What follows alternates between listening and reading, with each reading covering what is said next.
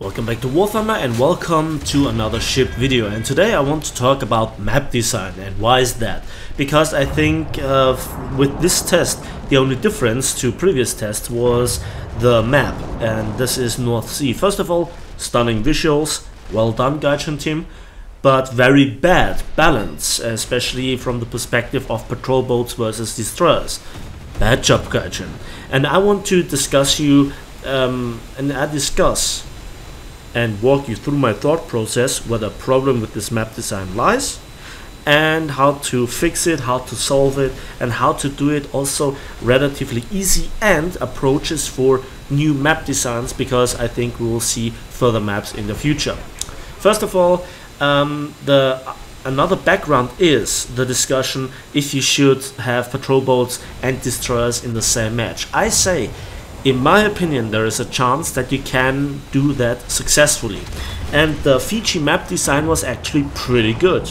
The Andaman Sea was not so lucky in my opinion, and the North Sea map actually follows the path of the Andaman Sea map design, and I do not really like it.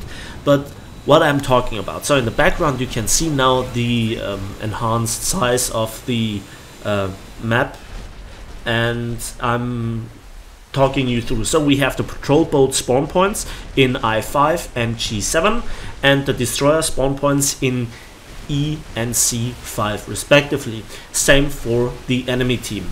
And then we see two capture zones, A and B, that are very close behind islands from the spawn points of the patrol boats. However, you also can see that the destroyers have free shooting range, so to speak, into B, and even if they bypass the destroyer fight at C and just go into the capture zones of A and B, and the enemy destroyers don't stop them, one destroyer can lock down the entire efforts of the patrol boats to capture A and B.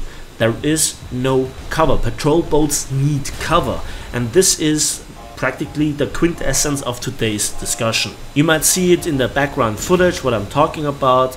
The gameplay is not very spectacular, maybe one or two funny scenes, or not so bad scenes, let's put it that way, but ultimately the map design is what really makes the map work. So for example, on the Fiji map you had to roughly win the destroyer fight to go into the central zone with your destroyer.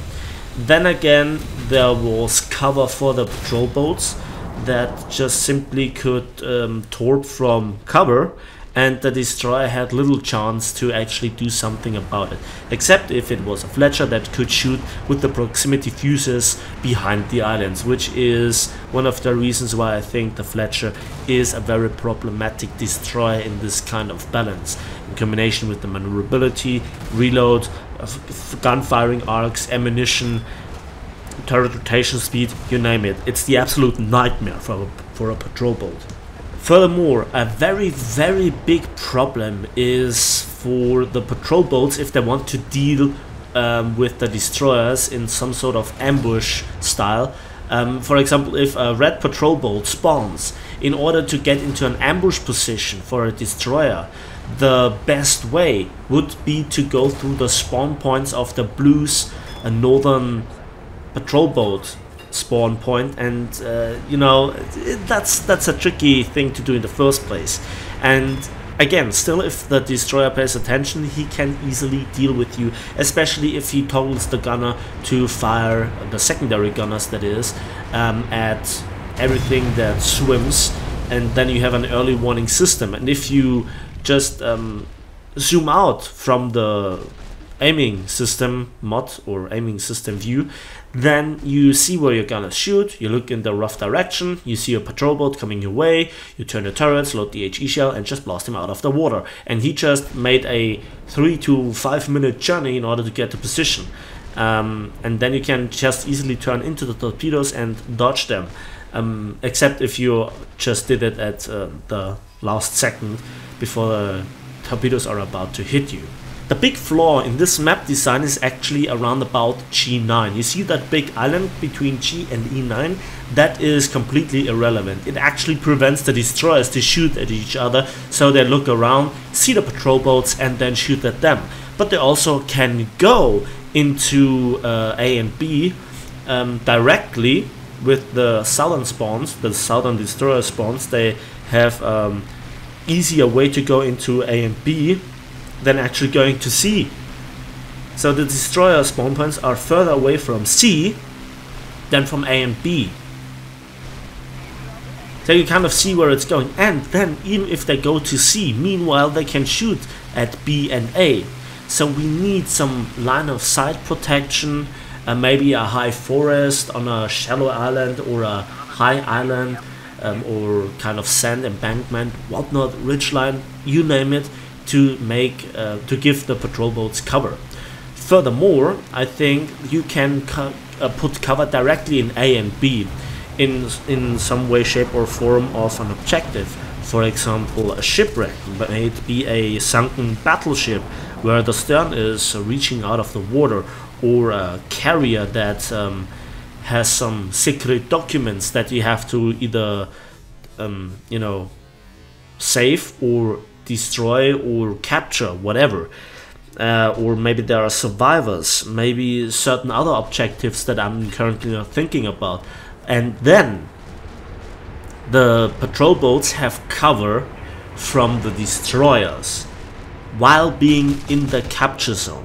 And then the destroyer has to put a lot of effort into it to get them out of there.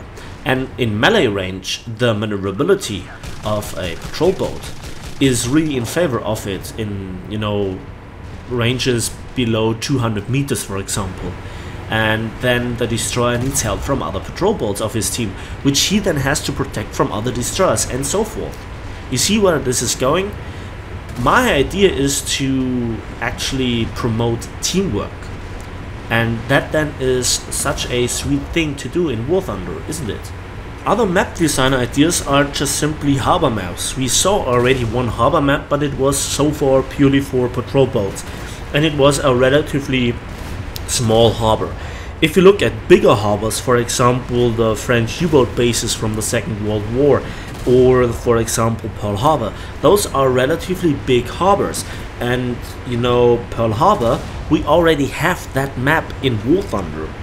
Just saying, it's already there, why not try to make it work? It, you know, could be a great success, why not even try? It's already there, and even if it wouldn't work, for some bizarre reason, then to just throw it out again wouldn't have been that much effort and time invested in that, well, particular test, so to speak.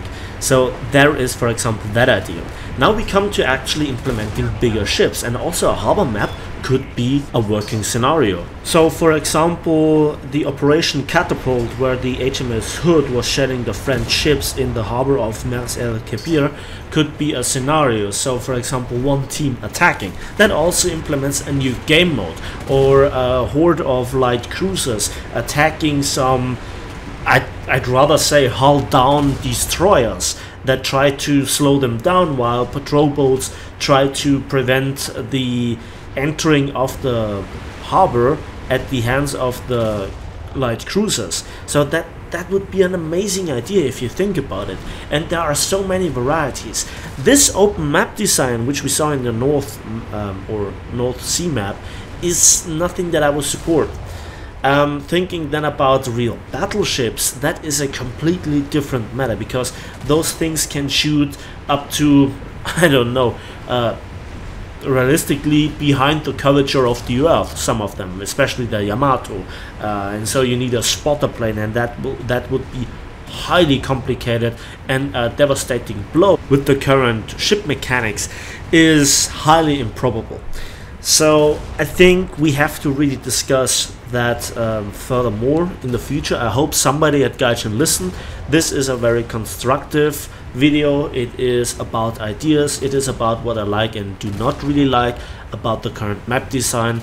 You can let Fiji go as it is, maybe think about, you know, separating patrol boats from destroyers, but I think that is not necessarily if the map design is done right. It's very difficult, it's not easy, but it's doable in my opinion. So I hope I could give you here a good idea, and that's actually that discussion ended at the moment. Furthermore, I highly encourage you to write your ideas down that you have for different maps or map changes in the comment section, and let's calmly discuss it, because it is not as easy as you might think, but it's not as undoable as other people think. So I think the truth is out there, we just have to find it.